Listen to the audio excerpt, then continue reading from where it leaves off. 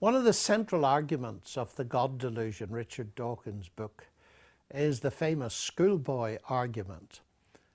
If we believe in a creator, we'll have to ask who created the creator.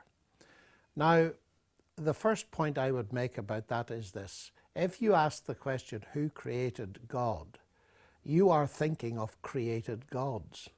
Now, the ancient world knew all about created gods. Actually, we call them idols. And people don't believe in them usually nowadays. So if Richard Dawkins really thinks that what he's demolishing is belief in created gods, then good for him. But he could have written a far shorter book, because millions of us don't need any convincing that created gods are a delusion. So that's the first point. And I believe it's quite a serious point, actually.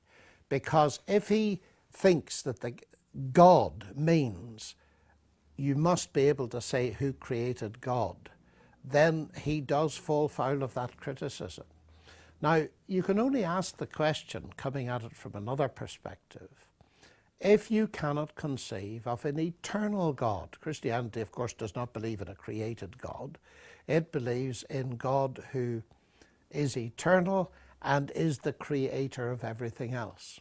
In other words, God is uncreated. So what I'm claiming, to use mathematical language, is that the category of the uncreated is not empty. Now, it could be that Richard Dawkins has difficulty with the notion of the uncreated. Although, and I'd like to know the answer to this, I don't know the answer to this, does he believe that matter and energy have existed forever? Because if he does, as many people do who are atheists, then they do believe in something eternal. So the problem must be that they can believe in something eternal, but they don't believe in an eternal person, an eternal God. But where's the logical difficulty? If you admit that something eternal exists, then postulating that an eternal person exists. On the other hand, if they believe that matter and energy are finite, we can ask them their own question: who created that? And who created whatever created that, and so on. You have an infinite regress unless you can see that the buck must stop somewhere.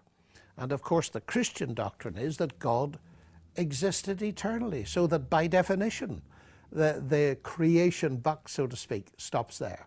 So I really think that in a way the game is given away by asking that question. Dawkins is thinking of created gods, which are a delusion.